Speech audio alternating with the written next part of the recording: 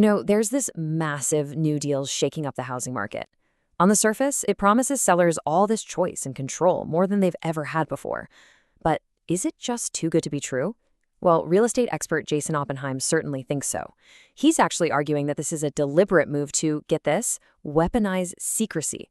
And I could completely flip the market on its head. So let's dive in and see what's really going on. Okay, let's just cut right to the chase with a really simple question. Should your real estate agent be allowed to hide important information from buyers? I mean, think about that for a second. It sounds simple, right? But the answer has massive implications for how pretty much all of us buy and sell our homes. So who are the big players in this story?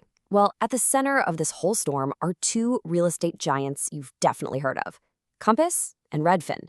They've struck a deal that Jason Oppenheim is calling a shadow MLS. That's right, a parallel housing market that, honestly, could change absolutely everything. All right, so let's really break this down. What's the actual difference here? On one hand, you've got the traditional MLS, the multiple listing service. Think of it as the town square of real estate. It's this huge shared database where all agents can see every single home for sale. The whole point is for it to be open, transparent, and to keep the competition fair for everyone. But this new shadow market that Compass is building, it's the complete opposite. It's an exclusive, members-only club that runs on hidden data and, you guessed it, information control. So you might be wondering, how are they selling this to people? What's the pitch? Well, Compass has crafted what sounds like the perfect solution, especially for homeowners who are feeling a little nervous about selling in a tough market. And honestly, the promise is incredibly tempting. Compass is basically saying to sellers, hey, list with us and we'll make all your worries disappear. We will hide how long your house has been sitting on the market. We will completely erase any history of price drops. We'll even shut down those annoying Zillow estimates. And what's the end goal? It's all about keeping your negotiating power sky high while still supposedly giving you access to this massive network of 350,000 agents. Sounds pretty good, right? It really does sound amazing, doesn't it? Like this perfect shield to protect sellers from the big, scary market. But here's the thing. Oppenheim argues that this so-called shield, it's basically made of paper. I mean, just look at the name they chose, private exclusive. It sounds so secret, doesn't it? But let's be real for a second.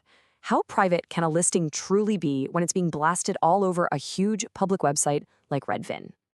Yeah, and when I say huge, I mean 2 billion. That's the number of visits Redfin is expecting in a year. There is absolutely nothing private or exclusive about that kind of exposure. So what's going on? Oppenheim's take is that the branding is just clever marketing speak, a way to sidestep the normal rules of transparency. All right, so let's circle back to that other big promise. Compass is telling sellers they can give them this data shield, right? A way to hide all that sensitive info, like how many days the house has been on the market or if you've had to drop the price. But here is the massive catch. As Oppenheim puts it so well, sellers, quote, sacrifice the open market's massive reach for a shield made of paper. A paper shield. Why? Well, it comes down to one simple, unavoidable truth. The internet never, ever forgets. And let me show you exactly how this works, because it's kind of fascinating.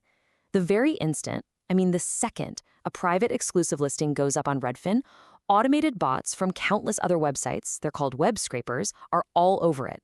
They're instantly grabbing and logging the price, the date, the history, everything. So that hidden information you were promised, it's now public record, basically immediately. That shield isn't just paper, it's an illusion. And here's the real kicker, the crazy part of all this. The traditional MLS already has a perfectly good tool for this exact situation. It's called the coming soon status. It does everything Compass is promising, testing the waters without starting the clock, but it does it in a way that's totally fair and transparent for everyone. So why is Compass ignoring it? Well, it really starts to look like they don't want to solve the problem for sellers. They want to hoard the listing data for themselves. Okay, this is where the conversation gets a lot more serious, because this strategy, it's not just about clever marketing anymore. We're moving into genuinely dangerous territory. Oppenheim calls it the weaponization of information asymmetry, which is a fancy way of saying one side deliberately has way more information than the other. And that's a problem. Just think about the slippery slope here. If we start hiding price drops to protect sellers, what's next? Why wouldn't we hide the previous sale price, especially if it's a house that was just flipped for a quick profit? And hey, while we're at it, why not hide those crazy high HOA fees? You wouldn't want to scare off buyers with those, would you? It's the same logic, right? Protect the seller's leverage. So the big question is, where does this actually stop? We can all agree it would be completely wrong to hide that a house is in a flood zone or that the local schools are terrible. But is hiding the fact that, say, 40 other buyers have already looked at this house and decided it's overpriced, is that really any different? Oppenheim argues, no, it's not. And that slippery slope leads us to the most serious and frankly disturbing risk of all, the impact on fair housing. The warning here is that this kind of exclusive, members-only network could resurrect the discriminatory whisper networks of the past. These were informal systems that were used for decades to keep minority and first-time buyers out of certain neighborhoods. Now get ready for this, because the irony is just staggering. Redfin's own chief economist once said that these private, off-market pocket listings feel, and I'm quoting here, one step removed from those racial covenants of the 1960s. And now Redfin is actively partnering with Compass to expand this exact practice on a massive scale. Okay, and that brings us to the final, and maybe the most damning accusation of all. We're talking about a fundamental conflict of interest, one that could have massive legal consequences. It all boils down to a critical legal principle called fiduciary duty. Now, what is that? It's an agent's absolute, non-negotiable legal duty to always put their client's financial interests ahead of their own. It's not just a good idea, it is the bedrock of real estate law. And this really lays out the conflict perfectly. Think about it. What does a seller want most? To get the highest possible price by reaching the biggest pool of potential buyers. Simple. But what does Compass allegedly want? They want to double-end the deal, meaning they represent both the buyer and the seller, so they get the full commission. And they want to hoard that listing data to build a competitive edge. You can see right here, those two goals are in direct opposition. And it's exactly because of this conflict that Oppenheim makes a pretty stark prediction. This whole strategy is basically a class action lawsuit waiting to happen.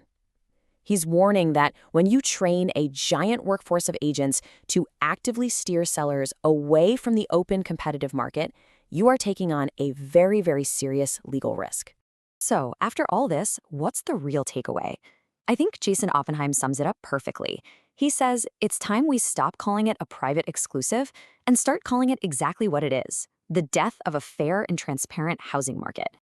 And that really leaves us with a critical question, not just for real estate, but for a lot of industries. When this relentless drive for innovation slams head-on into the fundamental need for transparency, who do you think really ends up paying the price?